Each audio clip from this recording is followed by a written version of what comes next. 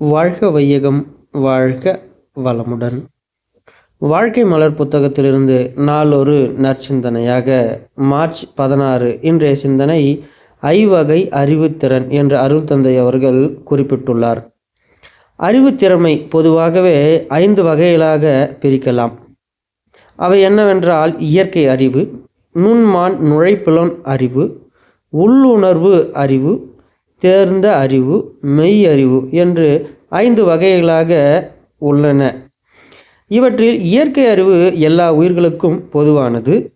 இயற்கையில் வளமானது இருப்புகளுடன் சூழ்நிலைகளுக்கு ஏற்ப தனது தேவைகளை முழுமைப்படுத்தி கொள்ளும் சிறப்பாற்றலே இயற்கை அறிவாகும். விளைவாக கணித விழிப்பில் சிந்தனைகளோடு செயல்புரியும் பண்பாய் வளர்வதோடு நுண்மான் நுழைப்புலன் அறிவுகள் நுணுகிய சிறப்புள்ள ஊடுருவி கூர்ந்தலரனாகிய அறிவாற்றலே அது ஆகும்.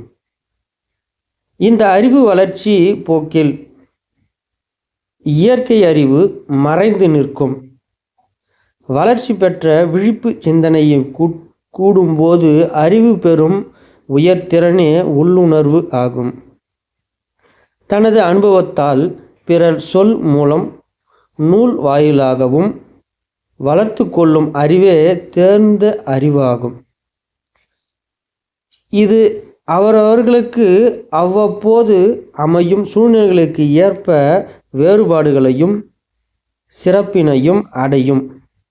அணு முதல் அண்டங்கள் வரையும் ஒன்று கூட்டி தொகுத்துண்டு பேரறிவே மெய்யறிவாகும். இதுவே அறிவின் முழுமை பேராகும். முன்னர் விளக்கப்பட்ட 4 வகை அறிவும் இங்கு இணைந்து செயல்படும்.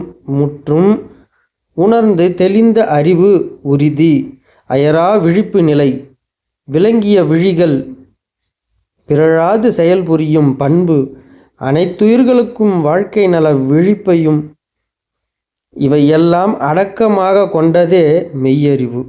இந்த மெய்யறிவை நாம் சிறப்பான முறையில் அடைய அனைவரும் அருள் தந்தை ஆசான் வேதாத்திரி மகரிஷி அவர்கள் அருளிய மனவள கலை மன்றத்திற்கு வந்து இதனுடைய சிறப்புகளையும் வாழ்க்கையை மென்மேலும் சிறப்பான முறையில் வாழ்வதற்கான அடிப்படை கல்வி குடும்ப நல கல்வி, இந்த மனவள கல்வியை நீங்கள் அனைவரும் கண்டிப்பாக கற்க வேண்டும்.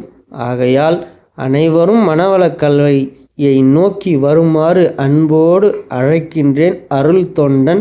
வாழ்க வளமுடன்.